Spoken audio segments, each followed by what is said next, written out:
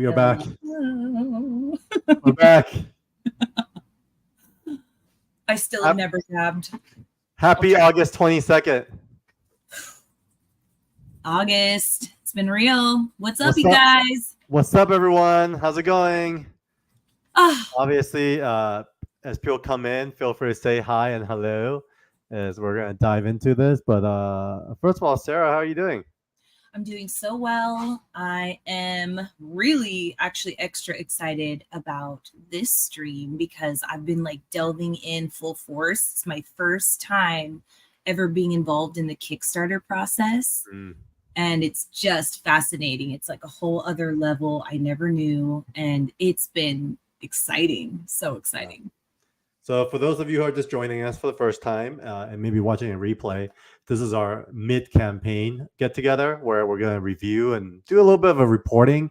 We're probably just going to show you what we see in the back end so that you could be part of the process. At the end of the day, we're doing this for the community. We're doing this to support our creators. We acknowledge we're an upstart publishing company, and we're going to do things very different. And so what's up, Jeff Wedding? Jeff Wedding. Hello. I know you. Greetings. Thanks for making it. He's definitely a friend and a pillar in the comic art community. So welcome, Jeff. So as I was saying, today is really just to do a bit of a midpoint check-in, or we're literally exactly as of today, 2 weeks since we had checked in. So it's kind of cool, right? It's crazy how fast it moved by. And like, you know, Nerdy Bar, you've been killing it on social media. Like, you want to share a little about how that's been like? Yeah, it's been crazy because I always say I'm technologically challenged, but I'm getting better. And like being on the social media side of this world, first of all, I've met so many amazing people. I've heard of all these events that I'm looking forward to going. Like, you know, we've got Sean, he has a signing coming up. I'm going to be reporting live from there. But really just the Kickstarter, I didn't realize how many people are involved and how much support goes on. I thought it was like, oh, this is kind of cool. Let's see what happens. But people have been reposting, reaching out, making good connections. And it's like summer camp. It's like, let's like sell all these Girl Scout cookies so we can finally eat them. You know, like I'm just so excited. It's been really fun. This campaign, especially, I think we learned a lot from the first one. With Evermind, like we kind of didn't know what the heck we were doing. So we were like just doing everything as much as we could. And this time I think we're able to like focus our energies into the right places. And it's showing some pretty good results. So why don't we just dive into it real quick, huh? Let's see how we're doing. Share screen.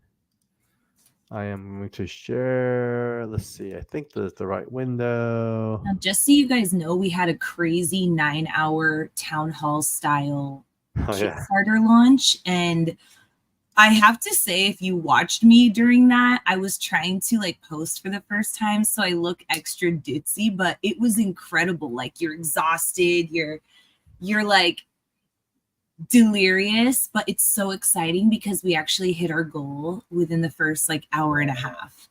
So for a first one, like that was pretty impactful for me. And now you did great. I think what's cool is I think Mary's always such a big fan of you because I love her so much. She always tells me on the back end and be like, oh yeah, I love it when Sarah asks this question, or like, because it's almost like, you know, you come from the cosplay world, and I think the cosplay world is a lot of folks see as inspired by the comics and the IP itself, but so many people don't realize, like, you know, the cosplayers aren't really invited in, right? And so it's kind of cool that you've been embracing kind of the deeper, nerdier roots of where a lot of that cosplayer inspiration came from. So and I really hope more people do, because I'm getting like insider information. Like I've got tattoos down, you know, so the more seriously you take it, like it's just fascinating. I mean, we also have Michelle Waffle. She does it all too. It's been really inspiring for me to be like, no, you can still be cute and have fun, but like get down to business. And I mean, learning from the best here. We're already up. Look, you guys, 25,200. Crazy, right? Man, we were a little bit nervous going into this because I think obviously it's something new. It's a fresh IP. I think you know, we definitely you kind of sample out like the '90s feel and look, even story wise. Mm. It's really good. Just getting a lot of great feedback from the campaign itself. So one of the first things we did, and we actually sold out, was this original art tier, and we basically added 2 more 11 by 17 cover quality commissions. So obviously, right now we have about 229 backers, and the first 300 will get to redeem from Vivi. So I should actually throw up Vivi real quick and see what Vivi is all about. We love Vivi. Yeah, so if you guys aren't familiar with Vivi, we do love Vivi. I think there's many ways to consume. Hey, Lance, how's it going? What's Yeah, I up? love Lance. Speaking of who we love, We love I, him. he made my San Diego Comic Con. I mean, Lance is such an OG in the game. Sorry for using slangs, Lance, but you are an OG, and definitely hooked me up and made my San Diego Comic Con worth it. And that was on the art collecting side. But kind of back to the digital collectible side of things. I think sir, you and I talk about this a lot. Where I feel like it's a lot of folks look at digital collectibles as something that may be less real, but to us, kind of growing up in a digital generation, it's very real, right? It's like it's as real as our comics. It's as real as our card games, right? Because it exists in its limited form, and that's why we like Vivi. And they've done a good job, good enough where now they have, they have the Marvel license. I think they have some of the DC license. Yeah, they have all these licenses, so you could literally buy anywhere from yeah. I mean, I don't even recognize any of these. It's crazy because if you have a collection like Carl, he has to give stuff away. So he wants to read new stuff. This is kind of like the only way for a lot of people that have limited space, limited time. They don't want to mess their books up. Like on the flip side, I'm very new to comics. I'm more of a toy collector, and we don't really kickstart toys. It's made and then hopefully it does well. This is such a cool way of finding out about comics you would never have the time to go and find in person either. And what's cool about VV Comics is, you think about the days of Comixology or Webtoons or whatnot. You don't really get to own the comics, but when you go to VV, you're basically owning each of the comics in its limited print run. So they have Marvel, DC. I don't know if our comic made it to the app side yet. I know we are on the collectible side this year, but hopefully we could find it. 'Cause I know they're transitioning. But what's really cool is you'll get to redeem a Zero Ghost collectible comic. I'm not gonna do all though. Actually, I'll do it. I'll sign in right now. You guys could check out my password. Gosh, I don't remember. You don't even know your password. All right, let's find out. Here it is. Oh my gosh! All right, I'm not gonna log in. Anyways, you'll get a. But that's good, right? VV is such high security, where your collectibles are protected. So that's that. So first 300 backers will get a free Zero Ghost Artist Edition, which is a black and white, and it's going to be just the first 300. So we have about 71 copies left. So congratulations for everyone who got that. So why don't we jump to the rewards as well? So I think the most popular so far has been Zero Ghost, the basic version. We understand, at $38 it is premium. Want to kind of also convey why. Often when we 1, 2, 3, 4, 5, 6. Oh yeah, I should try that. How do you know all my passwords? What's going on there? So why it does cost more is roughly in fees alone. We pay about 30 to 40% covering across the board, and that goes from the Kickstarter itself to the payment processing to our warehouse and our shipping, and then after that is to the cost of shipping. So the truth is, when people say Kickstarters are more of a marketing tool than actually a revenue generator, it's true, because at the rate of what we print, I mean, Sarah, you can imagine when you go out to like a Marvel Comics, they're printing like, hundreds of thousands of comics a month. So they have like special deals, and they're probably paying pennies on like per comic.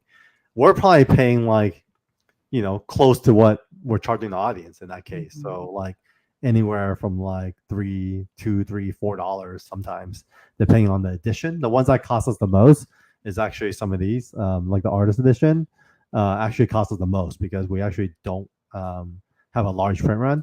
So we do have whatever we commit to here as far as the total items, the limit, and then once we print that, we never print that again. And so even though we did print that for San Diego, we don't print. So for example, for variant covers, we only print 250.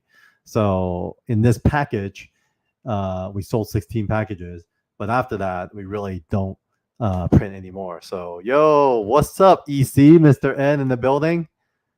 I do. Valiant. I think he meant Valiant, Sarah. I posted. You know what, Sarah? I need to get us to read Valiant. I need to get you into Valiant comics. That's why I need. I've been seeing those. I'm like, yeah, you see my post, right? So Valiant. I mean, not to sidetrack. Literally, one of my favorite publishers in the world, and it's kind of old school. I'll leave that for a separate topic, but we should definitely dive into Valiant at some point. Now, Carl, this is also not even. You kind of never even say it, but I've been talking to Will. We brought it up on a couple of streams. Like the quality of paper you selected is unusually high quality. Yeah. And I don't know if you did that on purpose, but we're very happy about it. I did. I mean, the reason why we did that is because I just feel like, reading is an experience. And for me, something about having good quality paper, it just makes the color pop. And I think we talked about this last week during our stream. The color is such a big part of this series, right? When it comes to the art, I mean, gosh, Brian kicks butt, but wow, Will, he like doubled down on the colors. It goes insane with the colors of this book. I mean, and it's like that. I don't know. I'm a page sniffer. It's good. Thanks, Ed. Thanks for chiming in.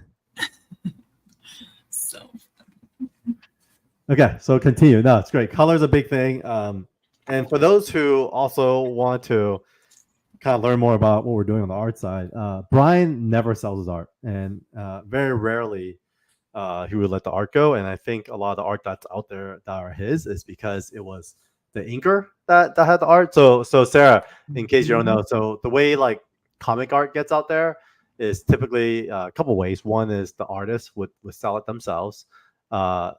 Although, let me rewind the clock a little bit more. There was a time when publishers actually didn't return the art to the artists, and it was a big thing. And so there was warehouses of original art, and you would go to the Marvel office, and there'd be like stories of kids going to the Marvel office, going to DC office, and they'll get original art for free, and like Stan Lee will sign it for you, and all that, right? And so, all right, we got Southern Comic Geek in the building. More Valiant. Well, you know what, Sarah, we're gonna put that on our stream calendar. More Valiant, more page sniffing. Thanks, CC. You get it. Get some Valiant, dude. We should put like remember like the scratch and sniffs. I probably have those still. I have like those smelly markers you're not supposed to have anymore. No, we should do a scratch and sniff. I never grew up. So. Did those? Hey guys, did those ever make it to the market? Scratch and sniff. We'll ask the guys. But anyways. Going back to art, we have to seal comic books with them, but yeah, weird smells, like weird smells. Cool. That'd be cool. Well, even that splash, that DPS in the middle of Zero Ghosts, imagine if it smelled like ocean. That'd be so cool. Yes. Gunpowder, I don't know, something. Oh yeah, gunpowder. Like, people traveling to Comic-Con and getting stopped. So interact. Yeah. I have a German Shepherd. I'll test it out here. You wouldn't know. That'd be awesome. That'd be like strip headlines. 24/7 comics. Canceled that idea, right? Dude, that's hilarious. 24/7 comics gets all Comic-Con fans stopped at the New York airport. I mean, if that's what we've got to do, that's what we've got to do. I love it. I think we got to do it. So, speaking of gunpowder, I mean, there's tons of it in this comic with opportunities to have that. But kind of rewinding to the art, So Brian was one of the. So the third thing is often some artists like a Todd McFarlane or even like a Walt Simonson. They didn't really sell their art, and so they held on to their art because to them they value it more than the money they would get. So the only way to get their art was a lot of their inkers that used to ink on their books, and they would sell their art. So kind of for Brian, it's very similar. Brian literally has told me that he literally has like wall to walls of like FedEx boxes from his 25 years of being in comics, filled with comic art. It's just like endless. And so when we look at this here, some of the highlights, and I did specifically ask for these, was Witchblade, Tomb Raider, and Batman: Arkham Unhinged. And he gave us like a full issue of the Batman, and then I think a sprinkle of Tomb Raider and a sprinkle of Witchblade. And so I think he's pretty attached to those. But these we're able to move about 30 pieces available here. And then this one, which we're gonna kind of double click in today, is Brian's Star Wars vault. So we'll go into the comics themselves later, but there's some relevance into them. But what's more important is most Star Wars art what is acquired by George Lucas. Did we talk about that last week? Yes. Yeah. So for those of you who missed last week, feel free to tune in last week and hear about what we talked about. But just as a quick recap, George Lucas makes every artist that works on his properties sign a contract that says he gets first look. And so what happened though is some of the art kind of fell under the radar, and some of Brian's fell on the radar because they were very intimate to him. And when Disney bought Lucas, a lot of those first look deals kind of like went away, and so Brian was able to keep a way more, I think, Star Wars art than most people in his own personal collection.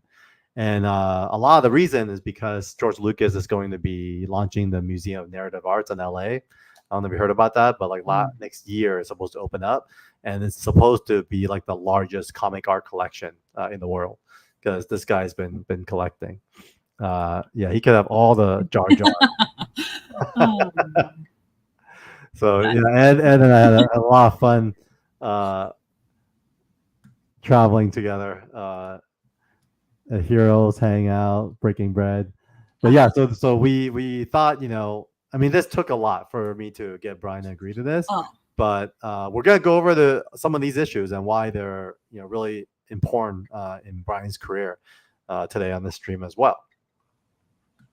Yeah, it's pretty incredible. One of the first things Brian expressed was that he doesn't share or like give away artwork, and even when we were discussing it in the stream, he was like hesitant still. Yeah, he was. Well, we talked about buying #1 for like Zero Ghost original art. Forget it. Right. Yeah. We'll have to buy. He's sleeping near that. How much did we get up to? Like $2 million? $2 million, and that was still a no. What's up, Jay? You would get what do you say? Able to get any of these books, which I had more of the vault of such amazing colors and art. Yeah, dude, definitely. Thanks for your support, and definitely chime in. Unless you have $6 million, you're not getting the cover for Zero Ghost, though, unfortunately. So this is Zero Ghost. This is the Brian Ching Quality Commission. So we're gonna circle back to this tier later because we have a little surprise for you guys. So we're not going to cover this too much.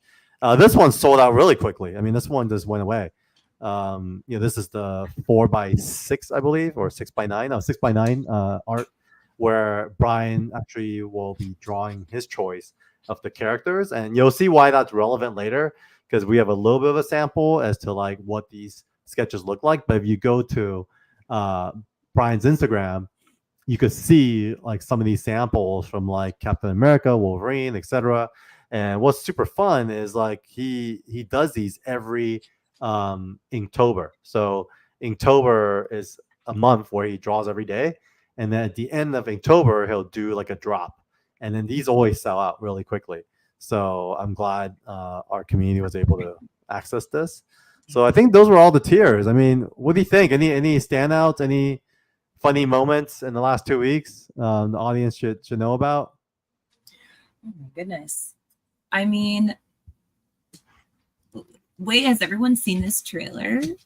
Can we I think hear it he's- if I play it? I don't think so, right? Can you hear the voice? No, right? Yeah, I It's just still a muted little it. too low. It's so Oh. good. Swag did such a good job on this. He killed it. Yeah. I mean, there definitely were a lot of like that 9-hour stream. There were just so many times we were just delirious, like Beavis and Butthead laughing at each other. And it was just great. There's so much support, and I just felt like everyone there was like, man, I wish I had like done more, been part of it earlier, kind of thing. So it's the first thing I've actually been like, why don't I have all the issues? Like, I'm just as much like, what a tease. I want to know the rest now. Well, we're actually got the final pages for the issue 6 colors this week. Actually, Will's been on, it's going hard, killing the pages, and I think, dude, when people start seeing issue 5 and 6, the colors goes to the next level. That's how crazy it is. So I'm super excited for people to see what we have in store. It's so amazing. So I know we mentioned this as well. If you tune into last week's stream, we did a stream for 9 hours, as Sarah mentioned, and a lot of people participated. So we did a little bit of a not a screenshot, but like cut and paste of the chat, and we're gonna do a raffle today. And what does that raffle win? The raffle actually wins Zero Ghosts sketch by Brian. It's of Kira, who's the main character, and it's cool because Brian also does his prelims on the back, so it's almost like 2 for the price of 1. Cool. But yeah, I will do a raffle live at some point at the end of the stream, and then so definitely stay connected, guys. Stay here, and we'll you know what? We'll cut and paste whoever's in the chat today as well into the raffle. How's that? Definitely. So, yeah, Ed, I hear you. Spread the good word. Get some art. So maybe we'll give you a good reason to kind of want to upgrade, because what we could do next is also go a little bit into some of the art. Obviously, I think where should we start? Because I think I only have issues 0 and 50. I mean, start at 0 then. Let's start at 0. So it's really cool because Star Wars Jedi of the Old Republic is from issues 0 to 50, and he has samples from the beginning and the end of the story. You know what's funny? I don't know. Iconic. Did he move the art out? It's so weird. Look at that. I don't have the art in here. See, he's already changed his mind. That's hilarious. I wonder. I screenshotted a bunch on my phone, and I was telling Carl, I'm like, I know I'm working, but I'm actually like trying to send these to my mom. Okay, so this is here. I don't know where all the Star Wars art is. It's gone. These are so sick from Arkham. There we go. There's 0. Oh, okay, good. So this is like, got it. I think those are the wrong folder. So basically, Star Wars Republic. So this was his first book. Hold on. What did I do? And Brian said that he thought he was a Star Wars fan until he had to draw the Star Wars universe, because there are so many characters. I actually have read all the books, and you're still like, I don't know anything. I know nothing. There's too much to know. And just imagine drawing that. I mean, so much. Lord. But real quick, Ed, just to answer your question, we have 6 issues. So every title that we publish, we commit to 6 issues unless the creator wants less or more. So I think we have one other title that's a 7.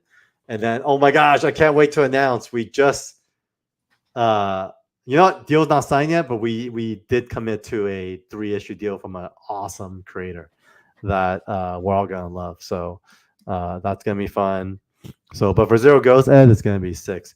So, Sarah, we won't go over the color pages for issue 53, but do you want?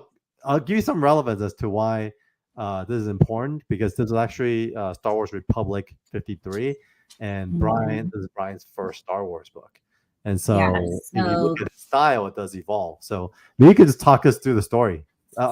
Yeah, this is pretty awesome because it's during the Mandalorian Wars. So it's like 4,000 years before Luke is even a thing.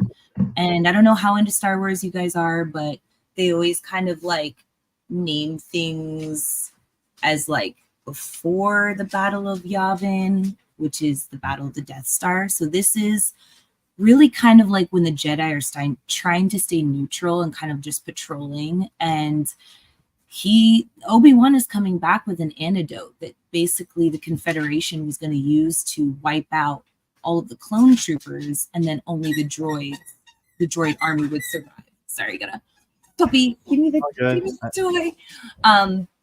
Yeah, so this is really like an iconic moment when nothing's really going right for the Jedi, but it's the end of this Jedis of the Old Republic Clone War moment in the Republic. So this Obi-Wan Kenobi, like Anakin, they're all in this. And you get a little bit of if you ever watch like the Clone Wars animated series, I kind of held off until 2020 and then I became obsessed. And like you're kind of getting like Ventress in here, which became a huge like villainous hit in the Star Wars world. So you're kind of seeing a little bit more. This is towards the end of the story, but really, really just seeing like dark side Jedi. Like this character specifically is cool because she's been everything. She's been like a Night Sister, Padawan, Dark Jedi, a bounty hunter, and yeah, she kind of Obi-Wan's the only one to survive this as usual. Wow. But wait, this is her, right? This is what's her name? Mm-hmm. That's Ventress. How about this dude next to her? That's like a samurai. Yeah, I don't think he's named in this one. I can't remember his name offhand, but they're there to try to secure the antidote, and they don't. They end up killing 4 Jedi, and Obi-Wan escapes, luckily. But by the sacrifices of those Jedi, millions were saved. So Jeff says Asajj entered. Yeah. Okay. And they're bad guys, right? Yeah. Okay. Asajj is the Ventress. So guys, just so everyone knows, I'm not like a Star Wars guy at all. So Miss Nerdy Barbie here, she is our resident Star Wars geek and pro at it. So she's the one that's gonna guide us through these pages today because I'm here to learn. So who's this? What happened? What's happening here? So here, let me see. Let me get closer to this. I don't have the book in front of me. Oh, yeah. So this is, what's her name in here? Master Faye. She's never actually wielded a weapon. She uses force. And she is kind of just like the lightest of light. Very peaceful, very like pre-Yoda vibes. So good guy. Is she a Jedi? She's a Jedi. And Jedi with no saber. No lightsaber. Oh, interesting. So she's using just her force powers to get inside of her head and remove all thought, which is essentially leaving Ventress kind of like comatose for a moment. It's not enough to kill her, but it stuns her enough to get the antidote away. Very cool. Oh, but so Jay's into the video games too. Do you play video games? Oh yeah. Oh man. But when I played I wasn't very good at the game and I got so frustrated. I'm like one of those people that will be on the mic while someone else is playing Call of Duty and like get so into it. I'm like throwing stuff and not even playing. So I have the game, but I really couldn't get past like the first boss and I quit. It's terrible. So Ventress gets up and she kicks her butt, or what happened? Ventress is trying to take all of them out here. Okay. This is definitely like the hugest battle here. It's 5 Jedi against this. I think the other 3 have already been defeated, and she's basically here saying, "I'll have your heart one way or another." And she like double stabs her through the chest. Ouch. That's incinerating why her. every Jedi needs a lightsaber. She can't defend herself. Yeah, no, she I think she'd have something, but I mean, she's lovely. Was lovely. Yep, Right. you seeing Kenobi here, really like this is dire. Wow, that's crazy. It looks a lot. Yeah. It's cool. It's cool to know the stories. I know last time we were just flipping through the pages, but Well, it's super just to fun. like, I don't know if we have the last page of here, but to spoil it for you, Kay uses the last of her strength to Mm. give to Obi-Wan to jump out of harm's way. This And is it, so right? she This is actually where she jumps. sacrifices herself to get that antidote out of there, saving essentially the entire Republic. Got it. So pretty like iconic that he's even been doing this. I'm not sure what year this one came out, but you can definitely see this is like towards the beginning of his career. He's really got clean lines on the characters, but he doesn't focus as much on the backgrounds at this Yeah, stage. it's definitely heavy on He character. probably didn't even have time to. I think get to that. they were being there. It was pretty high volume from what Yeah. what Brian was saying. So And this is back when he did have an inker, which he said actually ended up slowing him down back then. Like he now will do pencil and ink or sometimes like all at once. So wow. In fact, Weems is a pretty awesome inker. He has this piece behind me, and he's one of the greatest inkers, I think. But yeah, I think it's hard when it comes to like getting that momentum. And he also came from the Top Cow world, so they both came from Top Cow, and then I guess they all went to Dark Horse together. Okay, it's such a small world. so then we got Zero, and I think we only have a few pages from Zero, but we could go into the comic itself. Let's talk about the comic. Yeah. So this one, art, obviously Brian Ching. He also has John Jackson writing, and then the colors are by Michael Attia. He did basically all of the color for these. So this guy, yes. Do I have that one open?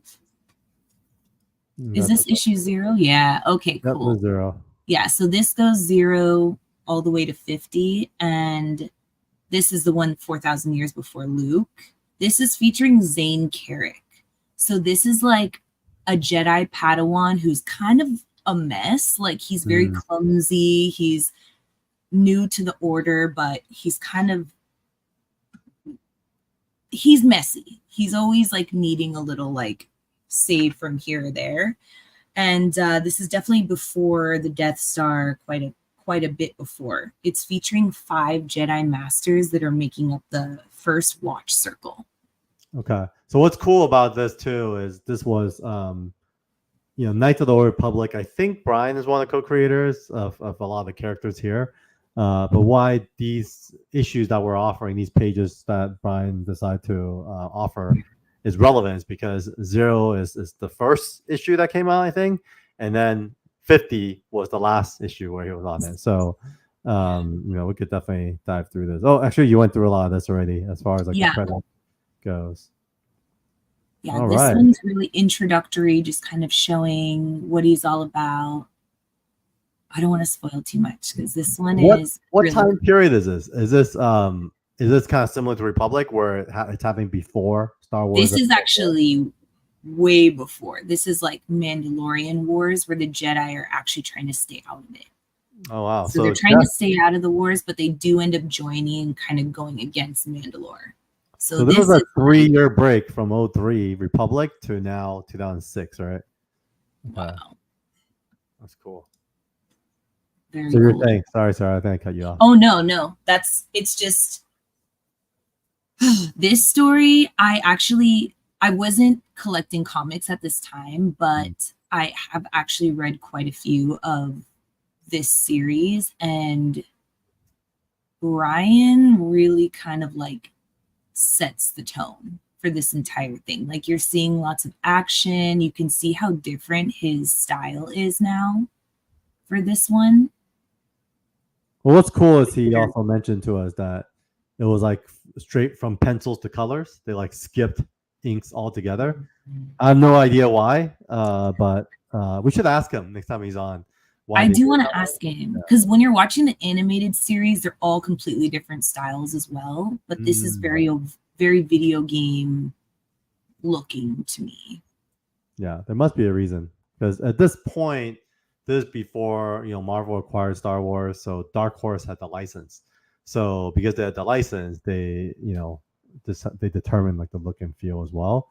So I'm curious why. So this issue 0, it's a shorter one. It's about half the size, a normal issue, but it looks like it's very relational, like almost like establishing environment, establishing shots. There wasn't anything too crazy when it comes to any major conflicts, right? Is that kind of what I'm seeing here? Yeah. It's basically just saying, hey, we're trying to stay out of it. You're a klutz. See what happens. But this character goes from like cute and klutzy to pretty essential throughout this. Like you go from like, I don't know, he gave me like Jar Jar Binks annoyance at first, and then he did? This guy? Yeah, wait. Zane. I was like, this guy?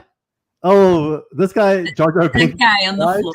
Yeah. I was like, oh wait, like how did you find this guy? And then of course they know what they're doing. So everything's around him, and then you kind of see the growth of who he becomes, right? Exactly.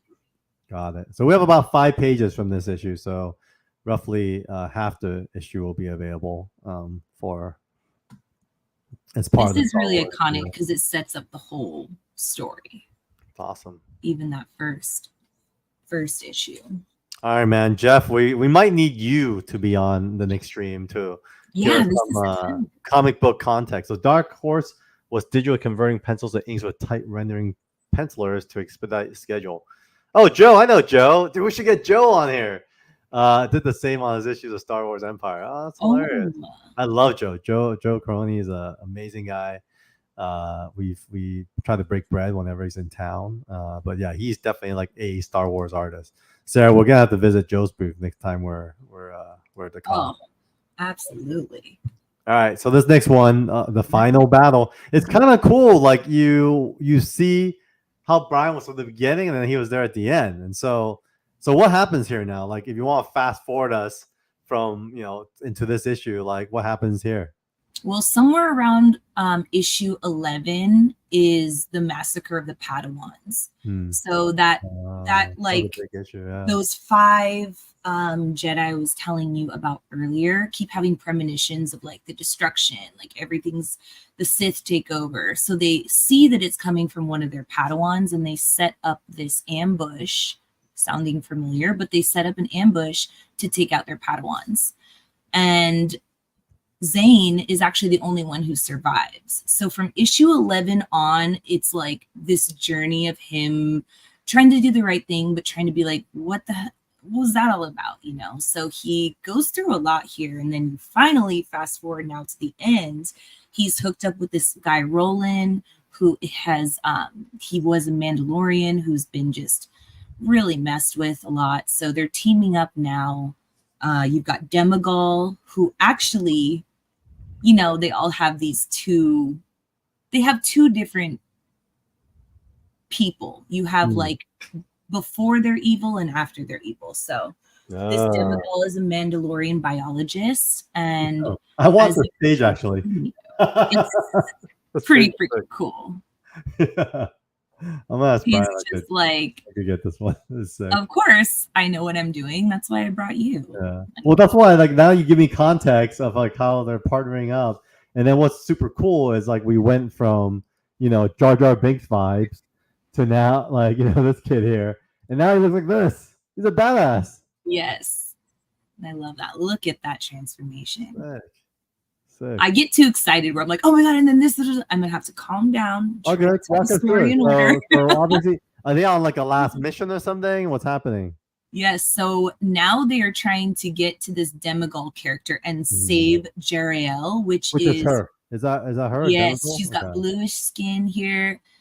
So he is going to save his friend that this Demogol thinks has the Force pretty strongly.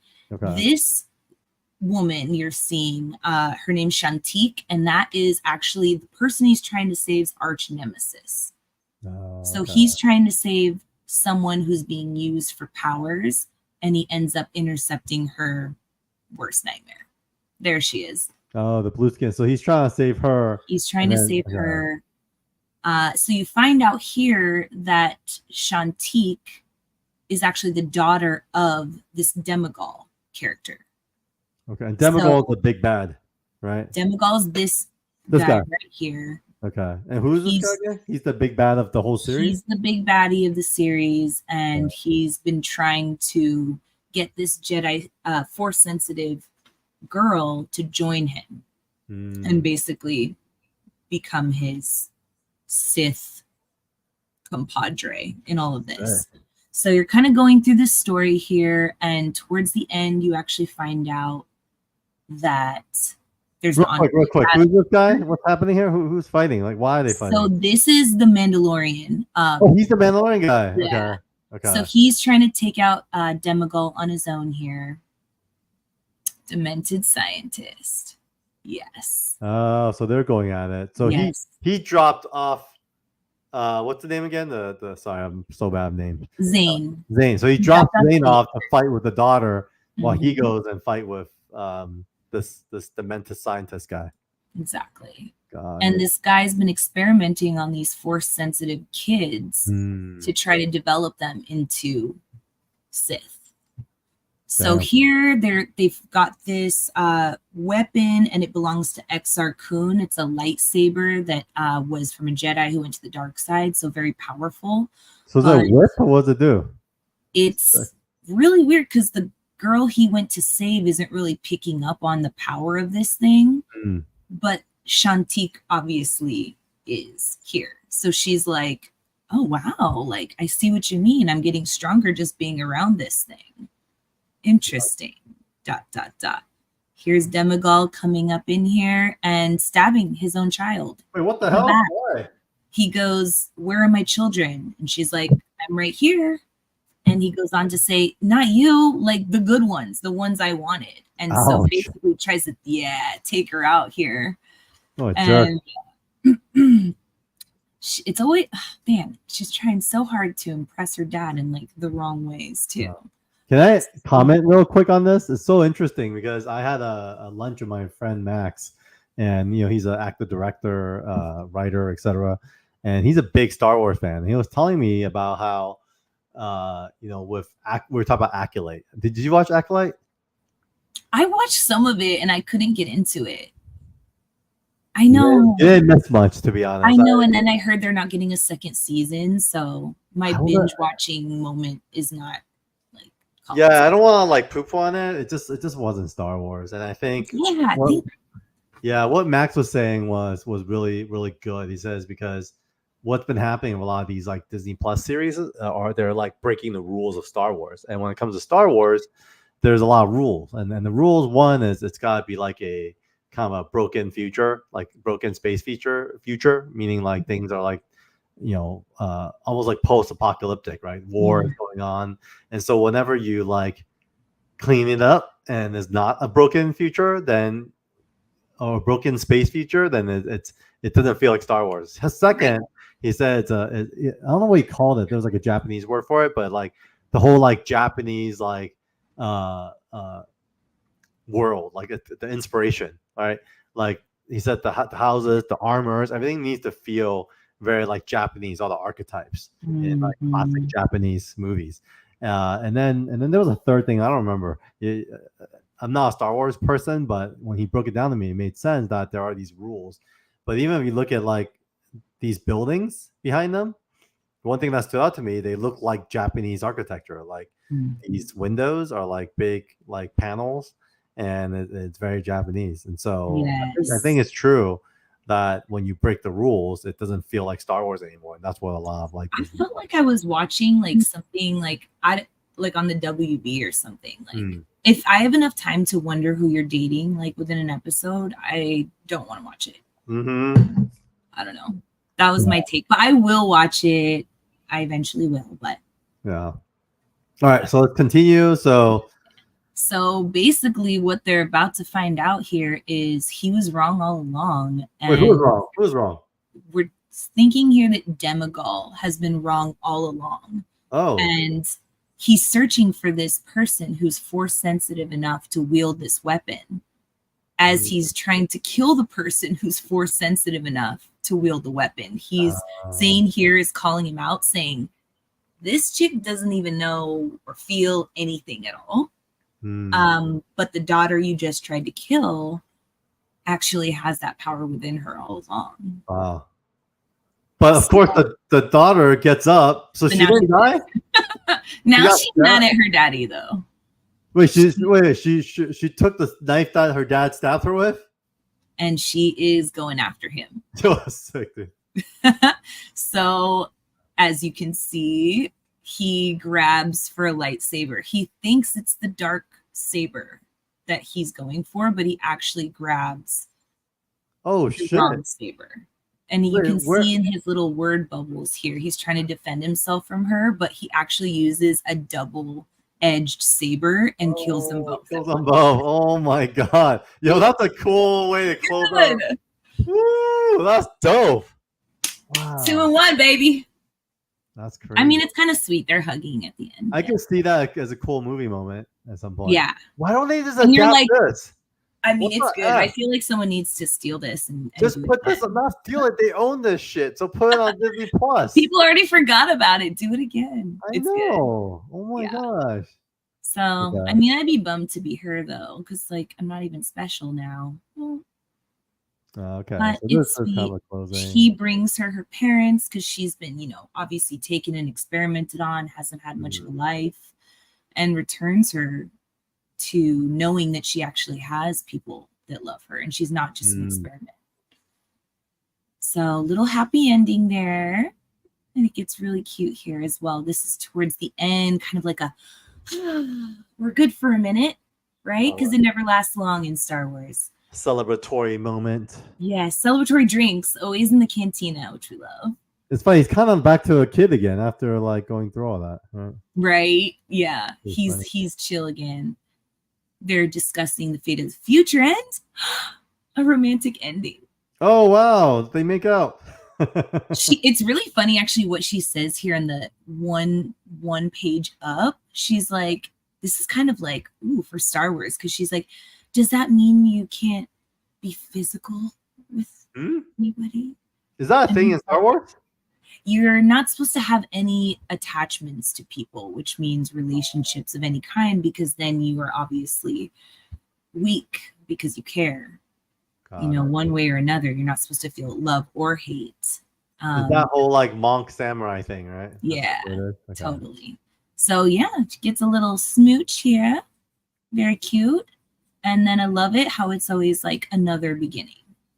Nice. Another beginning. And just so cool in general. Like if you have fallen in love with a movie, character, a show, if it's not an actual licensed published comic, there is still always like fan fiction that keeps your brain and your mind going. And a lot of time I love how our ideas actually end up being mainstream.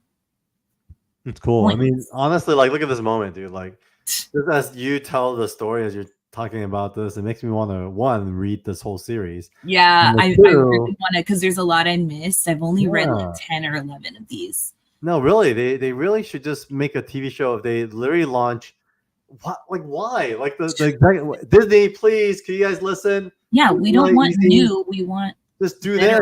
Adapt it, put it on screen. Like do what Deadpool did, right? Just take these scenes, make them on screen because there are fans. So do it. So and no one's really made fun of Star Wars. Hasn't made fun of Star Wars yet. That could be a thing. There might be too much to make fun of, though. That's true. Okay. I love it. That was great. Thanks for walking us through that. Yeah, sorry, I get really like, and then. That's great. But yeah, really, really cool, and it's so awesome that we know the artist behind this. Like, yeah, let's see the pages that Brian decided to offer us. So he offered 5 pages from number 0. So these are all kind of early on. I mean, look at even though his pencils is very detailed, man. Like he definitely levels up on the backgrounds, especially if you look at that building as they're falling with the lightsaber. I was wondering if he was gonna have some like lightsaber pages, and he has them. So yeah. And how cool would it be to have this, and then they do make a show out of it, and then everyone's scrambling. There is that for sure. I feel like everything I like that happens too. So putting it out there, guys. Yeah, so issue. Can't afford it, but it's gonna happen. No, 50 is the most pages actually. He gave us a lot of pages from here. Look at that one. That's the page you love. That's the page I love it also when there's like this kind of stuff. Oops. When there's this kind of stuff like this. Oh, what? I didn't know that. Above the clouds. Like I have like something behind me. That's Barry Windsor Smith thing with all the notes on there. It's so cool. He has a signature here, BC with the box. Oh, that's awesome. So those details are freaking awesome. Wow. I can't even draw a straight line, so I'm like, wow.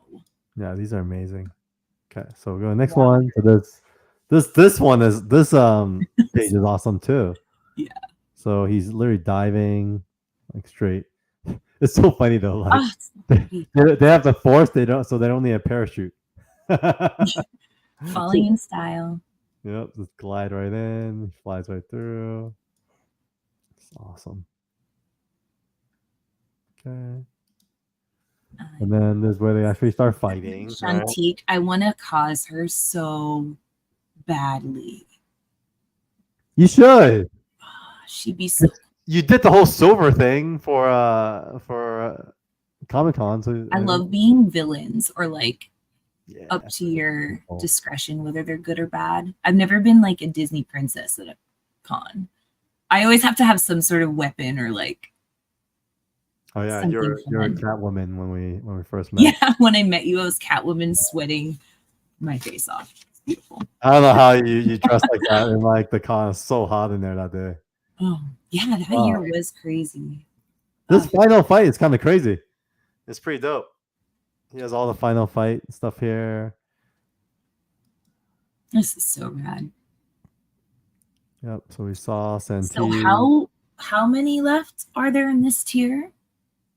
Let's see. Star Wars. There's around 26. So we have a total of 30 pieces available. Yeah. So this is 26 left. So there's the end.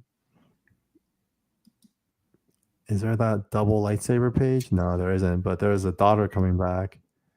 Yep. So it basically skips from the daughter. Jumping. This page is awesome too. I love that one. Yeah, because this is like right before. She's like, okay, I tried to please you. Now I'm gonna kill your ass. I really like their character design too. That man to cosplay. That is like, so like. How would you make the outfit? Like, would you actually like sew this yourself, or do they sell stuff like this? I would probably have an already made corset and then just kind of sew on. This looks so pretty. It looks like something I wear to the Renaissance fair. And then pair it with like baddie leggings, like so well done. It's great, great character design for sure. Oh, so cool. So he had so much to do with creating these characters. Yeah. So the end. Goodbye. Oh, the kissing. This is cool page too. Yeah. Close it out. All right. So, folks, if you just tune in, welcome to our basically mid-campaign recap. We are here to talk about what happened in the last 2 weeks and even talk about some of the art. We literally just went through the Star Wars art that's available. And as a next thing, then we're going to talk about our stretch goals. We're so close to the next one, you guys. We are. Where are they? Okay, here they are. So 30 is our next stretch goal. So basically, this is going to unlock an exclusive invite-only live stream. Oh, actually, let's thank everyone for helping us get to that first 15K. Yeah! So we're going to get the wallpapers for everyone. These are awesome, man. These aren't just like any wallpapers. It's going to blow you away. Like when you see the colors of the dress trade, dude, Brian and Will, they freaking killed it. So we're going to have this very high resolution wallpapers for you. 30K is going to unlock a invite-only live stream. So like all the creators will be on the stream, and then you guys can ask all the questions and talk through the last 4 years and what it took to get here. Now we had a few people ask, "Hey man, like if the 50K happens, which is basically double from where we are today, what happens?" Right? We say we will go metal, but a lot of folks are also saying, "What the hell does that mean?" Right? Yeah. So Sarah, share. Why don't you share? What does that mean? Oh, you're so metal, Carl. I love it. So these guys have taken this book to a whole new level because there are 6 exclusive metal Zero Ghost cards. I mean, I guess they could be trading cards, but they're very cool. Like if you played Magic, if you played Pokemon, we're about to show you something Thanks, real Ed. cool. Thanks for that. So before we show you, actually, real quick, there's 10, but There's 10. but the reason we even got to these was because when we started this campaign, remember we were trying to get Brian to give us art, and he wouldn't. He didn't want to do any like art tiers, and so we had to come up with this as a concept, as a way to just have more incentives. And so because he did the art tiers, we didn't have to do the metal tiers anymore. So we decided to make it a stretch goal. But what was really cool was when Brian was designing these characters, he created these kind of side profiles as a way to showcase these characters, which are freaking awesome. And so as he made these, we were like, man, these look freaking awesome. And so he made 10 of them of all the main characters. This is Calder. This is Ghost Eater, my favorite character personally. He doesn't talk through the whole comic. He basically just does this with his hand. And then we have Gui. I have to say I did help name a lot of these characters because many of them are from my native city of Hong Kong. This is Carl. I didn't name him. Justin named him, of course. It's with a K. Yep, Kay, the father of Kira, and then Kira herself, who's the main character. I love her tattoos, though. Yeah. They're so cool because I don't know if we kind of had like some initial thoughts and design, but Brian took it to the next level and he added the tattoos, and it really kicked butt. So yeah, Ed, you definitely need one of the bearded guys.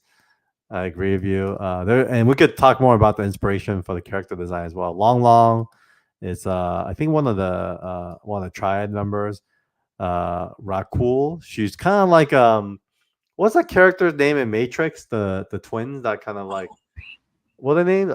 Well, everyone knows the twins. Like, they're like they're kind of mystical, right? They're like magical, right? They're like phase through things. Was it? I forgot. I think Rakul's kind of like that. Yeah. And then Shrike, who's the I mean, he's metal on his own. Yeah, so he's metal on his own. So we thought it'd be cool to show you guys kind of what this looks like, this collection, because we want to create something really special. So one of the things we love are just like collectible things, and we thought, why don't we turn these into cards? And so visually, here's what they look like. So if you guys could use your imagination, there's like the silver that will be in the clear areas. And so, of course, we got Mr. Will Quintana, who colored them. And like, isn't it sick how he did the whole like splatter treatment as well? It's wild. And so Andy is actually what's her name? Kira's trainer, kind of like a kind of big sister character. We got Bao, who's like a giant, almost like an Incredible Hulk kind of guy, but he's a badass mafia pit boss. The albino kids were just the twins. Thanks, Ed. The twins. No, Got it. Can remember. So Calder is dope because he was actually inspired by I don't know his name, but the guy from Game of Thrones, North of the Wall. Oh, I see. So he's like special ops baddie. Yep, special ops. He's a soldier, so super cool. And then Ghost Eater. This guy's a big bad. He's a badass. I love Ghost Eater. And then Gui, man, so stylistically cool, right? Like the details of his face. That's incredible. Yeah, I agree, Jay. Bao's a badass. Like when you see him in the trailer as well, right? He's fighting Kira, and Kira, he's literally like 10 times the size of Kira. It's just shooting at him, and he's just like rushing him, right? Oh, badass. So I think one of the things I love about this book is like, do you remember Big Trouble in Little China? Yeah, Yeah. like for me, it's like a classic growing up because there just wasn't a lot of like Asians on screen. But this, Zero Ghost is like a very modernized version where like they're in this like neon Hong Kong. So, Mhm. Carl looks pretty bad. I might have to cosplay him. And like Yes, you have to. for me, the problem facial hair is really cosplaying because I'm like, I started shaving when I was 25. So, We can glue one on you. yeah, I might have to do that. I might need your help. This is pretty dope. I mean, that's very chic. I would definitely love to see you in that. Yeah, I should rock that. I need to get some plaid pants, There she is. color grape. Jay loves grape. I'm such a color person too. Dang, I Kira, can't wait. sick. She is that. Oh my god, it's just so iconic and gonna be so much fun to try to recreate this. Yeah, that's gonna be badass. And then Long, one other character. Pink's my favorite. That's pretty cool. Yeah. I like how he used a different color for every character. Yeah, What man, I'm always thought into the coloring is insane. I'm always saying, like, from Justin to Brian to Will. Like, Hey, look who's in the chat. Mary. Ooh, yes, teal hair. Wow, That's so sick. cool. This whole story is set up to be something like the Star Wars universe. It doesn't end anywhere, and like it doesn't give you too much information at the beginning. It really is something that we have to get the cards going, guys. Now, what's even Like, better? I need the cards. Yes, we need the cards. I need the what's cards. even better is I've never been around for the beginning of anything epic, so it's very important that you're all here and that you're all supporting and all seeing it. so there are like kind of a bio on each of these, but I think it's in white, so we can't see it. Mm-hmm. But this is what the back looks like. What's really cool is because we care a lot about these characters. We literally have a spreadsheet, and we actually talk through, with the leadership of Justin, what their actual like stats would be, right? And so as we kind of think about these characters and their strengths and who they are, you can actually see, their strengths or whatnot. And so we got Andy, who's pretty much a normal person, and you got Bao, who's not the smartest guy, but has like crazy strength, speed, durability, and magic. So good. And Justin said he has a 15-page Bible. Yeah, with detailed information, like, and this is just the basic things you need to know. Oh, that looks so dope. That was awesome. Calder. No magic. Nope, zero magic. It's all gun. No magic, all guns. Yes. Nice. Ghost Eater. Oh, interesting. That's a pretty good card there. Yeah, I mean, he's almost unbeatable, right? He's the bad guy, so the big bad. Here's Gwei, intelligence. He's the smarter guy of everyone. A little slower, but not too durable, but high magic, high intelligence. That's just so cool. There's just a character for everybody. It's so cool. Carl. Carl's pretty even keeled. Mm-hmm. I like Carl. Man, I need to get a plaid suit then. I need to get a plaid suit. The red tie clip. That's like a vibe. Overcoat. And I probably need to wear a wig. I want for summer to be over so we can start dressing. Kira, okay. Kira, I mean, she's a young girl. She's a teenager. And it's like you would expect them to be like, oh, she's the best. No. No. This is very like realistic. We asked Justin about that. Justin actually said it's because she uses wits to beat her enemies. So that's why. Okay, Long. Okay. Long is actually a badass. I forgot what she does, but she's crazy magic, crazy intelligent. Yeah. Real cool and super smart. And Magic. Her strength's not strong, but it's fast. Okay. Sure. Okay. No one knows. He's the Death Angel. That's the real mystery. Yeah. So, guys, this is gonna be sweet. Sick. Look at this. All the cards together. This is what it looks like in the front. Yes. I love it. And then all the cards, I think, in the back as well. I know how excited our team is. See there with the bios. Oh, it's so cool. Yo, it looks so good. So a little kind of a hint, even if we don't hit the 50K goal, which I hope we do, obviously these cards will be part of the package. But we did send these off to print already, so we will be issuing these in the future as well. So regardless, we're committed to making them. So that's how much we. How's that shipping gonna be? I don't know. I think flat rate shipping, please. Yeah, it'll be flat rate probably. It'll probably be part of the package. The good thing about cards, it kind of fits into, the program of it all. So I think, yeah. So man, I'm excited, dude. I like looking at them. I'm like pumped. It's crazy even knowing just a fraction of how much work went into this, the modifications and the editing, and like I just can't wait to see all of us holding those beautiful babies in our hands. It's gonna be cool. So you guys saw it here first. Yes. The cards and stuff. We're so excited. So now I need to figure out how to do this raffle. Very cool. Cut these. Yo, Omi homies, perfect timing. I'm gonna get you guys into the raffle. You know what? There's a few chats. What's up, guys? Yo, yes. Janie in the building. If you guys have time, please, we'd love to know if you had a favorite card, a favorite character you're looking forward to seeing. Just comment somewhere. And if you have any questions, even my style now, I don't get embarrassed. If there's anything you want to know, I will do my absolute best to get you those answers. Red number 1. So there's like what are those things called? Give me 1 second. I'm the generators. Yeah, is that what it's called? I think so. Raffle generator. Raffle generator. Okay. Would this be it? All right. Oh, so I just cut and pasted in here.